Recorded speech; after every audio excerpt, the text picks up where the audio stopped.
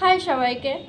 আজকের ভিডিওটা বেসিক্যালি যারা এই বছর এইচএস পাস করলে আর এখন কোনো কলেজে ভর্তি হতে চাইছো তোমাদের জন্য। আজকে তোমাদের সাথে শেয়ার করব কলকাতার top girls college lady Brabourne কলেজে যদি তোমরা ভর্তি হতে চাও কত কি নাম্বার প্রয়োজন আর কেমন পড়াশোনা হয়। তো চলো ভিডিওটা শুরু করা যাক। আমি 2024-এ এইচএস দিয়ে লেডি ব্রেবন কলেজে ভর্তি হয়েছিলাম, কিন্তু আমার দুর্ভাগ্য যে আমি সেখানে কন্টিনিউ করতে পারিনি। তার একটা কারণ, আমি সেখানে বাংলা অনার্স পেয়েছিলাম, বাট আমার বাংলা অনার্স করার অতটা ইচ্ছে ছিল না। কিন্তু 3 মাসের মতো আমি কন্টিনিউ করেছিলাম, তো ঠিক অত আমার ভালো লাগছিল না, সেজন্য সেটাকে আর কন্টিনিউ করতে পারিনি। তো প্রথমেই তোমাদের যে কথাটা বলবো যে তোমাদের যে জিনিসটাতে ইন্টারেস্ট আছে সেই জিনিসটা নিয়েই কিন্তু ভর্তি হও। ভালো কলেজ পাচ্ছি বলে যে সেখানে ভর্তি হয়ে যাব, যে কোনো সাবজেক্ট হলেই চলবে, এটা ভেবে যদি ভর্তি হও তাহলে দেখবে কয়েক মাস যাওয়ার পর তোমার অতটাও ভালো লাগবে না। তখন মনে হবে যে না করলেই হয়তো ভালো করতাম। তো সেজন্য তোমাদের যে জিনিসটার প্রতি ইন্টারেস্ট আছে, যে সাবজেক্টের প্রতি ইন্টারেস্ট আছে, সেই সাবজেক্টে কিন্তু অনার্স নাও। এরপর আমি বলি আমি কত নাম্বার পেয়েছিলাম আর কোন ডিপার্টমেন্টে ছিলাম। তো আমি বেঙ্গলি অনার্স পেয়েছিলাম আর আমার নাম্বার ছিল 369, আর বাংলাতে নাম্বার ছিল 75 না 76-এর মতো। তো বাংলার কাট অফটা একটু কম যায় অন্যান্যগুলোর তুলনায়। এই নাম্বারে কিন্তু আমি শুধুমাত্র বাংলাতেই সেখানে ভর্তি হতে পারতাম, আর আমি ইতিহাস আর বেঙ্গলিতেই অ্যাপ্লাই করেছিলাম, তো বেঙ্গলিটা পেয়েছিলাম। এরপর আসি কত নাম্বার পেলে তোমরা একটা চান্স পেতে পারো। ওই কলেজটা কিন্তু খুবই ভালো কলেজ, খুবই নামকরা কলেজ কলকাতার মধ্যে। এটা কিন্তু শুধুমাত্র গার্লস কলেজ, ছেলেদের জন্য না। আর পড়াশোনার পরিবেশ, কলেজের পরিবেশ এক কথায় অনবদ্য। মানে আমি সত্যি বলছি, কলেজের পড়াশোনার দিক দিয়ে কোনো প্রশ্নই ওঠে না, প্রচণ্ড ভালো পড়াশোনা করা হয়। আমি বেঙ্গলি ডিপার্টমেন্টে ছিলাম, সেখানে প্রচণ্ড ভালো পড়াশোনা হতো, অন্যান্য ডিপার্টমেন্টেও আশা করি সেরকমই হয়। তো কাট অফটা একটু বেশি যায়।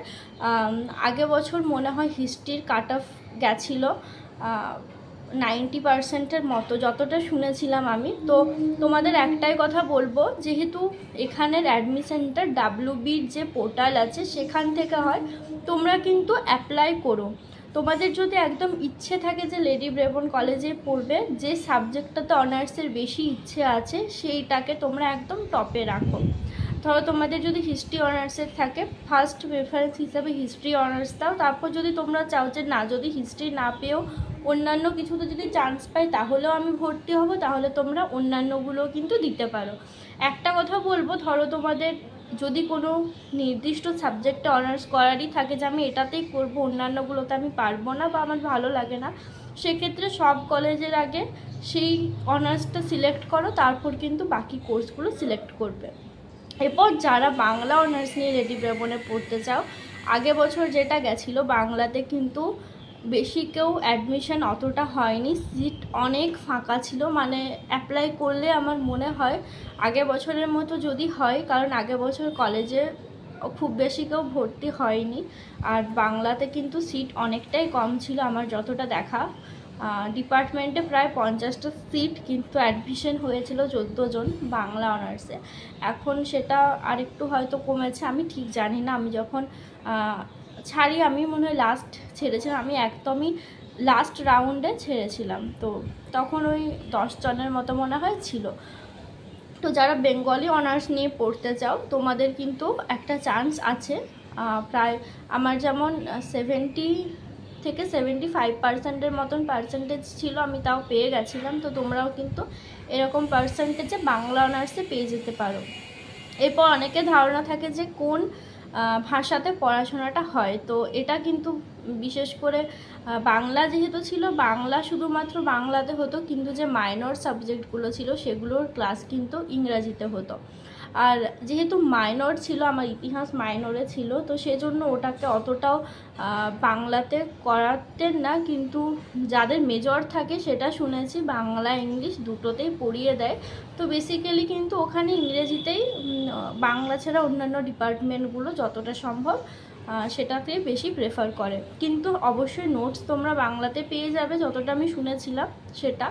আর পড়াশোনার দিক দিয়ে কিন্তু খুবই ভালো কলেজ, অনেক ভালো। আমি মাত্র 3 মাসই ক্লাস করেছিলাম। আর আমার ছাড়ার কারণ একটাই ছিল যে আমি বেঙ্গলে অনার্স নিয়েছিলাম, আমার হিস্ট্রিতে অনার্স করার ইচ্ছে ছিল, তো তখন সেজন্য আর কন্টিনিউ করতে পারিনি।